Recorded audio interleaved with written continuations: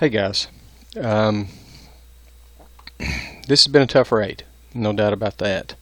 I've managed to squeeze 32.5, 32.5 million points out of this thing, and to be quite honest with you, I've spent all I'm going to spend on it, um, and I've used I've got three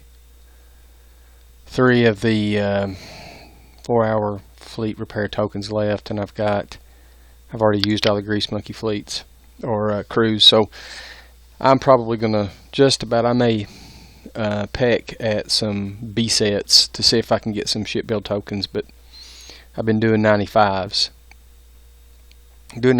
I've been without a Grease Monkey crew. I can do one for about 10 coins with the 4-hour repair token. With a Grease Monkey crew, I can do one for about maybe 8 coins, 6 to 8 coins, depending on how I drive. And then, of course, with both scenarios, I've got to repair about a 6-hour repair on my main fleet to do this with. But this video is not about how to do the raid. This is some stuff I learned about some of the prizes that are in the raid. Now I'm going to get the Apollo, and I'm going to get the Switchblade. I don't think I'll use it. I'm not fooling with this counter missile extender. I think it's junk. I'm not going to fool with it. And I want to try to explain why. If it comes down, it's 6 million points for this thing. I think Kix will eventually change this. My issue with it is the primary weapon is the phalanx, the anti-missile. The secondary weapon is the blade. The primary weapon's firing. It never disengages, then your secondary weapon can never fire. So that's my issue with the Switchblade. Kix may flip them, making the blade primary and the anti-missile secondary. I wish they would. I think it'd be more useful that way, but don't know what they're going to do. I want to explain to you why I'm going to ignore. At the time, I'm going to get it, but I'm not going to build it on the Apollo at this time. And let me pull my image up right here. This is a situation in the 95. The mega hull is back over here to this side, to the right. I'm heading up into the left-hand corner. I came down the red section to get it to fire at me so I could take this screenshot. And here's the heavy carriers coming at me with those fast heavy carriers, those scat guns on them. If I had on these rhinos, if I had that Switchblade, that heavy carrier is going to catch my rhinos. If my primary weapon is the anti-missile, I'm never going to be able to shoot this thing with the missiles. Now, I've just seen some videos and watched the Forsaken Council video in mid-raid, and the guy that had coined the Apollo said his switchblades never switched over to the secondary weapon to kill a target as long as it was firing at him. He was just sitting there. They were stalemated. He was just shooting their missiles, but his missiles never fired. So that's the reason I'm not using it at this time. I'm going to get it, but I'm not going to use it. Just because of this situation right here. Eventually this guy's going to run me down, and I can't do anything about it. So that's why I'm going to just kind of ignore the Switchblade at this moment. Okay. What I'm going to do is probably here's an Apollo build with Switchblades. Okay, I'm just going to probably load it with either Blades or Harrier. I believe they're D52Rs. I have them right here. Yeah, Harrier D52R. It's probably because it's light and it's a real quick build. But in this picture right here, we can compare the Blade to the Switchblade and to the two anti-missile turrets that we already have, the 3 and the 4.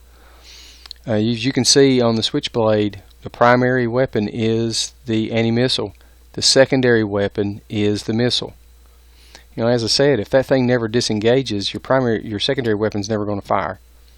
And the anti-missile on it, to be quite honest with you, it sucks. It's got an accuracy of 54 and a reload time of 12. Multi-shot 2. The anti-missile 3 that we already have, its reload time is 5.5, and that's not ranked, guys. You know, that's not even ranked with an accuracy of 60. Yeah, I'd say most people probably got this. Now, I just got this in the weekly a couple of weeks ago, and I'm building it now. You know, it's got a salvo 9, and its reload is 4.5 seconds. Accuracy of 65. Yeah, it's heavy. Yeah, it's very heavy. 850 tons. But with the 3 million points that Kix gave everybody, everybody's got the Rhino now. If you don't have the Rhino, use that 3 million points to get the Rhino, the Rhino hull, the Trident missile, and the D4M armor. Those are the 3 things you should get if you don't have it. Now here's some ship builds that came up with. Now this first one is a Savage Kodiak. You get the Savage Kodiak in the campaigns, and it gives you, what does it give you? The Savage Kodiak.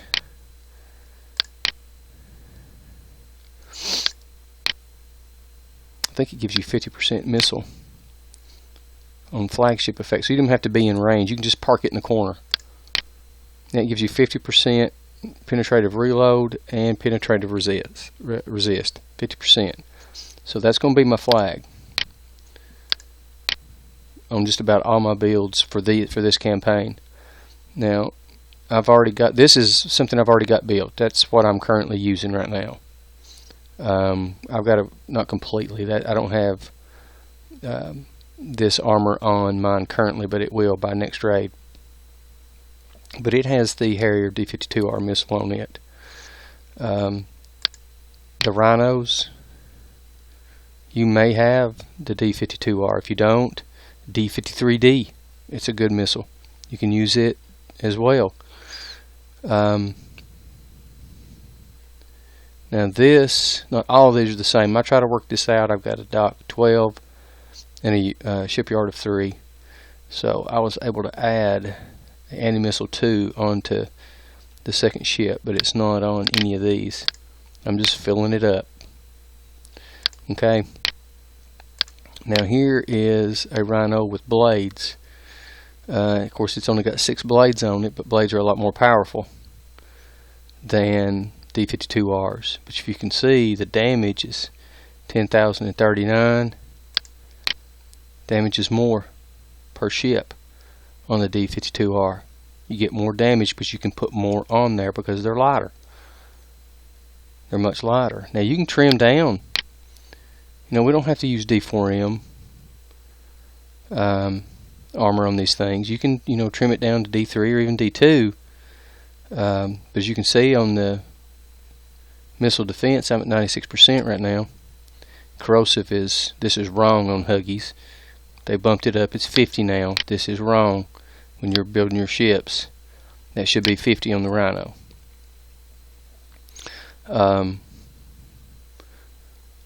So that's an option for you. If you don't have the blades, just use the D52Rs. It's a good missile. Okay? And also use this frontline countermeasure system.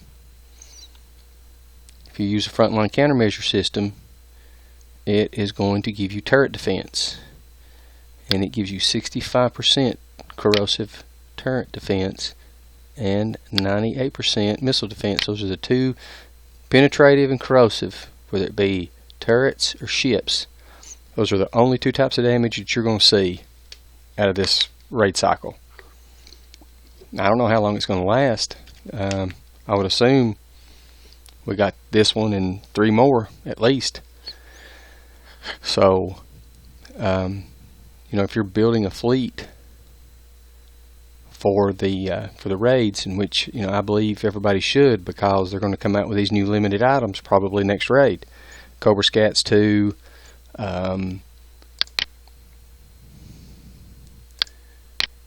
They're going to come out with Cobra Scats 2. They're probably going to come out with Gale Defense 5.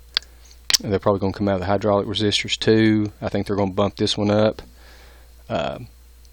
Agility System 6 or 5 and D7A or D6B. I don't know exactly what they're going to do. I can't remember what they had on the post. But they're going to, start upping these to the next level. So if you don't want to fall behind, you better get prepared for these raids pretty quick. Now, I've got a couple other ships built here.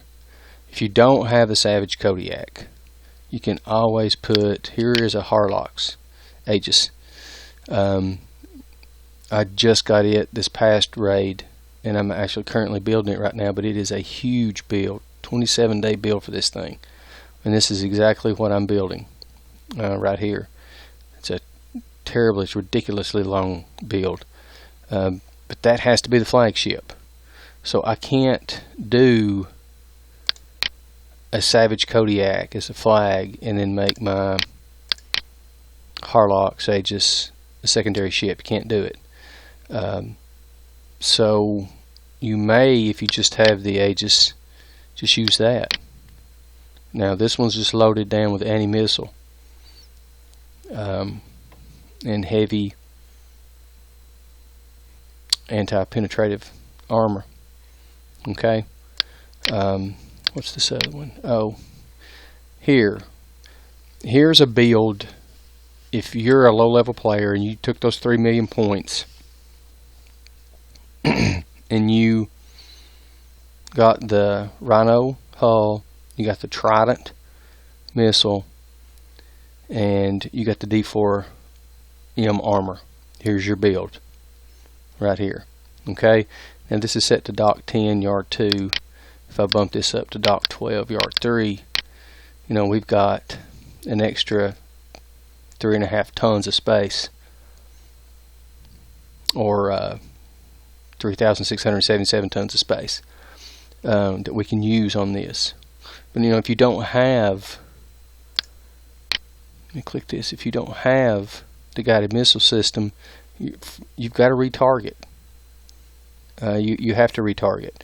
So that's your only, Laser System 3, that's researchable in the weapons lab.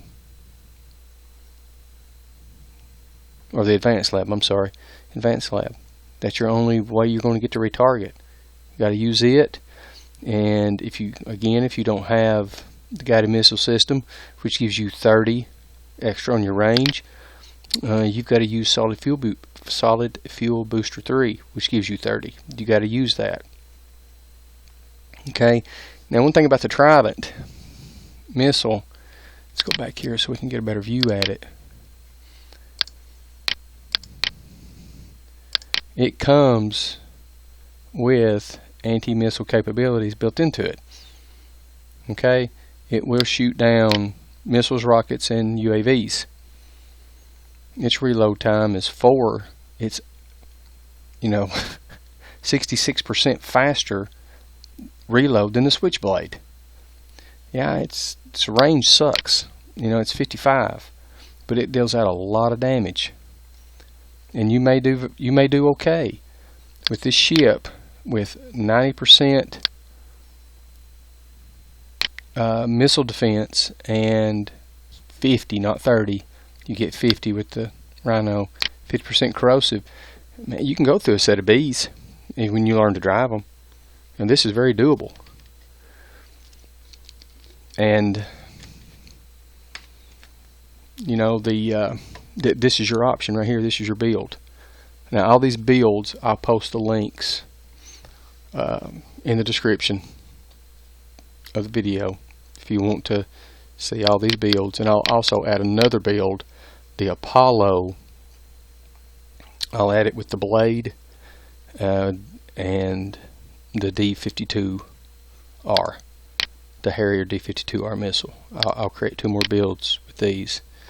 The only other thing I want to discuss real quick is this special. This thing right here. This thing right here sucks. It's awful. There's no retargeting built into this special. I mean, you get 30% on anti-missile range, reload, and missile range. No retargeting. Now, the Switchblade, I believe the Switchblade automatically, yeah, it's retargetable. But again, 12 on reload time, that's ridiculous. For 9 million points. Here's the other thing about the actual special. You can't use frontline countermeasure systems if you use that special, which means you get 0 turret defense. So if I come over to, let's just swap it out right here. See, it's blocked out because I'm using this. So I'm going to clear this on this build. I've got a choice.